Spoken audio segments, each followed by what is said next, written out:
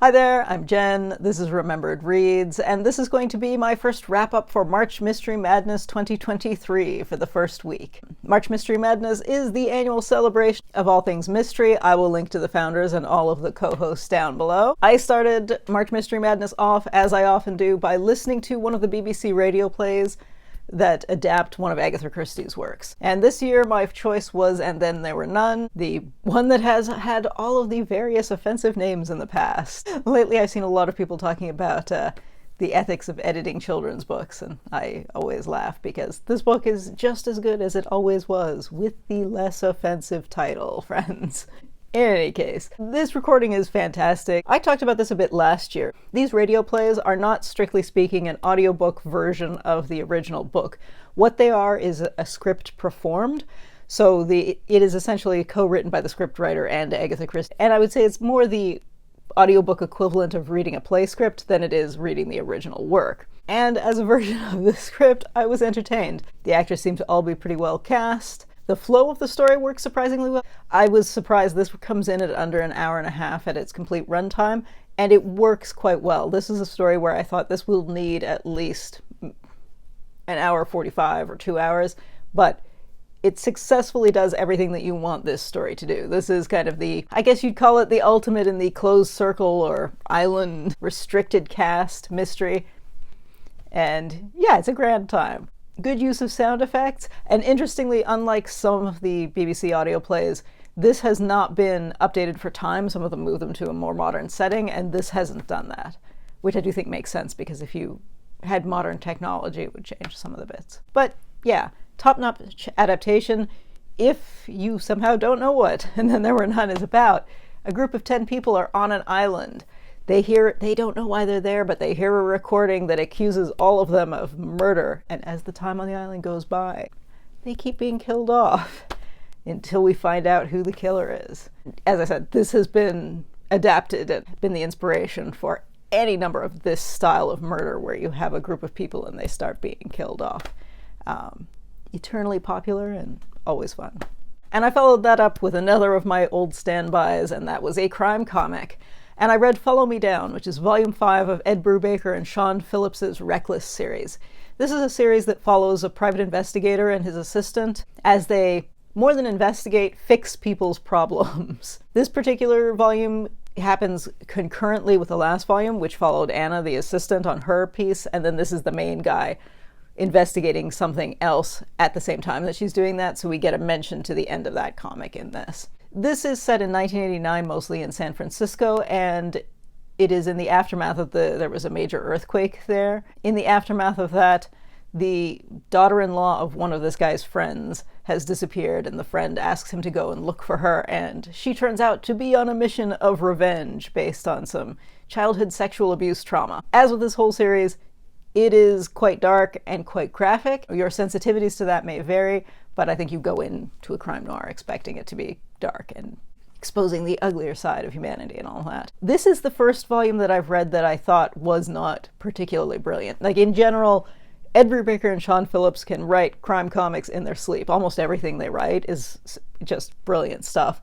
But this one felt too short. The progression of the plot of our main character meeting this woman, figuring out what she's doing, joining her on this mission of revenge, and kind of their personal relationship, which I don't think it's a spoiler. This is a crime noir which of course goes in a sexual direction. That's what you expect with a story like this. But the pacing all felt off. This felt like it needed to be significantly longer than the other volumes in this series. There was just too much plot and too much character development in too small of a place, I thought. And I don't know if that's completely fair, because as I said, I think Brubaker and Phillips are just brilliant at stuff like this. And with a lesser writer-artist team, I don't know that I would have minded. But from them, this felt like a bit of a low effort, and I was disappointed with this one. This series is going to continue, so we're going to get some volumes that are going to be set in the 90s, it says in the afterword here. But they're taking a break, so I don't think we're going to get one for another year or so. And I'm definitely going to pick up the next things. I mean, they're brilliant. We all have our off days, I guess. I don't know. I just didn't love the pacing on this one. There was too much that felt like the main character was telling us things that we didn't really get to see, or we'd get 2 panels where it should have been a page. And Yeah, so a little disappointing, but the art is still fantastic. I think if you like this kind of gritty story, especially if you picked up the other volumes in the series, it's absolutely worth continuing. Just, I went in hoping that this was going to be, here, brilliant automatic 5-star, and it just wasn't. It was fine. So next up, I read Ausma Zehanat Khan's Blackwater Falls, which is the first book in a new series, kind of similar in tone to her Culturally Sensitive Police Unit in Toronto series, but this is set in Colorado. In this volume, we both meet the main character, her boss, her partner, one of their underlings, and she's also solving a crime that involves a teenage Syrian refugee who has been very dramatically killed and then had her body displayed in a public way. She has to work out, is it personal? Is it a hate crime? Is it political? And do they encounter other things like the aerospace technology company that might be an arms dealer, and the meat packing plant that might be violating workplace safety standards? So there's a lot going on in this, in addition to the fact that we have to be introduced to all of these main characters. As with all of the author's books, both that mystery series and the fantasy series that's back here, she writes great setting pieces. So when she's talking about mountains and landscapes in Colorado, you can imagine that. When she's talking about these crime scenes, which are described graphically, just warning for people who are sensitive to that, you can imagine the wounds, you can imagine the scene. She also describes a lot of relationships kind of cheesily, and there is sexual tension between the main character and her boss. She also kind of describes family relationships a little cheesily. And unlike in this series, where the main characters, Issa and Rachel, each have one younger sibling, in this book, the main character and her boss have 2 younger siblings each, so there's twice the cheese. Those tonal shifts, it will either work for you or not. If you've read her fantasy series or the other mystery series, you'll recognize that it's the same kind of weird tone thing where you've got really cheesy and really gritty. In terms of pacing, it's not bad for the length of this particular book physically, but the issue is that because it's the first in the series, you've got the introductory parts to the characters and the town and the general situation, and then you've got the crime bits, and it's just kind of too much. And I wish there had been a little bit less character backstory, because I think that distracts from the flow of the overall plot, just because there is so much in here. It felt almost like the author wants book 2 to have relationships that you would normally have in book 4 in a series, because you would have had a slower build, ideally. And it just throws a lot of backstory that doesn't necessarily feel like it fits 100% naturally. Now, I still had fun with this despite that. I read this almost all at once. I started it on the train one night and then finished the rest of it the next morning. It's engaging, but it did give away the killer early, because it assumes that, how do I put this? I read an interview with the author where shortly after she published The Unquiet Dead, she mentions going on a tour signing books and whatnot, and that she'd stop at a lot of places where she had a lot of people who read the books and loved them and would tell her they'd never met a Canadian before, and they'd never met a Muslim before, and they'd never met anybody from like Eastern Europe or South Asia or any of these places before. And so I think a lot of her books post The Unquiet Dead assumed that most of the audience doesn't know things about places outside of the United States. And in general, there isn't a problem with that, right? If you have a target market, especially if you want to sell books, you write for that target market. The problem in this is that because the crime, and I'm going to sort of spoil, I definitely spoiled the killer in my Instagram post, but I wrote the name in the Cyrillic alphabet. And if you can read the Cyrillic alphabet, I assume you speak a Slavic language, and you will recognize who the killer is early because of that.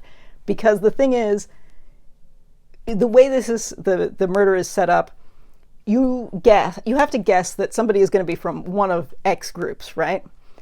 There's only one character with a surname that fits that. So as soon as you meet him, you go, I guess that's the one who did it. And indeed, and what's hilarious is, like, at the end, when they're doing the killer's reveal, the killer says, "You didn't know I was ethnicity." And as a reader, you kind of go, well, I thought you were Russian, but close enough. It gives it away. And I understand that she's expecting that most of her readers don't know that, but you have to make it a little less obvious.